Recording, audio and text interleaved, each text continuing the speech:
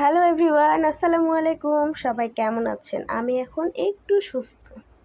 আমার কণ্ঠটা শুনে বুঝতেই পারছেন আমি আজকে কি বানাবো বলেন তো? তালের পিঠে। তালের পিঠে বলতে ভুল গেল, এটা তালের আমাদের এদিকে বড়া বলে। আমি সামান্য একটু চালের গুঁড়ি দিলাম, এটা হলো তাল, আর একটু দেব। এই পিঠাটা না কেউ খায় না বুঝছেন আমাদের বাসায়, শুধু আমি খাবো। আমার এত খেতে ইচ্ছে করছে, তো যাই হোক আমি তালটা কিন্তু জাল দিয়ে একদম অল্প করে নিয়েছি। সামান্য অল্প পরিমাণে ময়দা দিব এর সঙ্গে, আর দিব একটু চিনি। একা হাতে নেওয়া যে এত মুশকিল।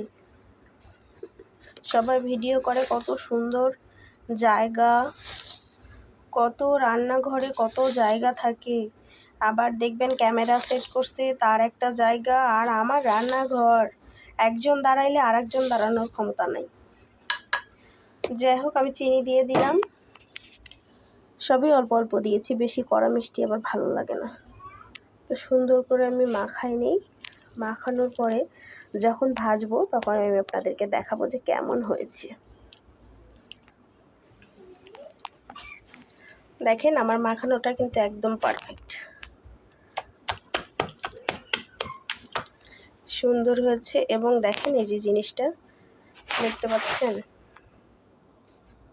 দারুণ, মানে একদম বেশি ঘনও না আবার বেশি পাতলাও না, যেন হাতে হাতে এইভাবে ছোট্ট ছোট্ট করে দেওয়া যায়। আমার তেলটা কিন্তু গরম হয়ে গিয়েছে। ব্যাস, দেখেছেন একটা কি সুন্দর শব্দ না?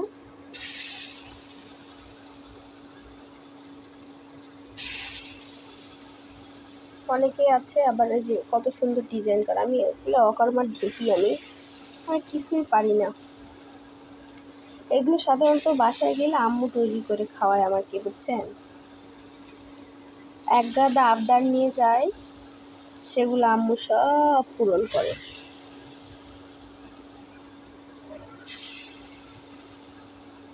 আমার মতো কে কে আছেন মায়ের বাসায় গিয়ে সব আবদার পূরণ করেন? আর আমার ছেলেমেয়েরা আছে তার মায়ের কাছে আবদার পূরণ করে, এটাই হলো নিয়ম।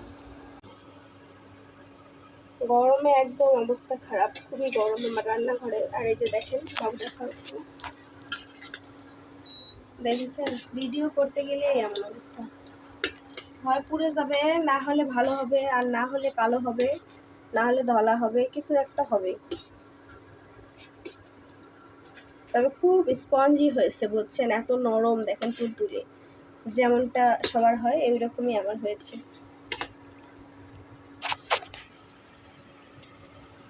আমার দেখেন জ্বরটা বের হয়ে কি হয়েছে, এমন অবস্থা, কয়দিনের জ্বরে আমি একদম নাজেহাল অবস্থা আমার।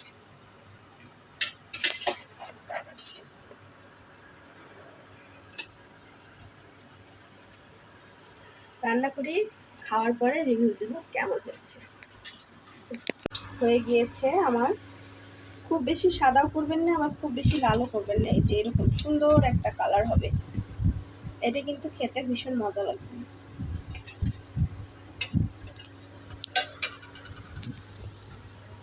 হয়ে গিয়েছে।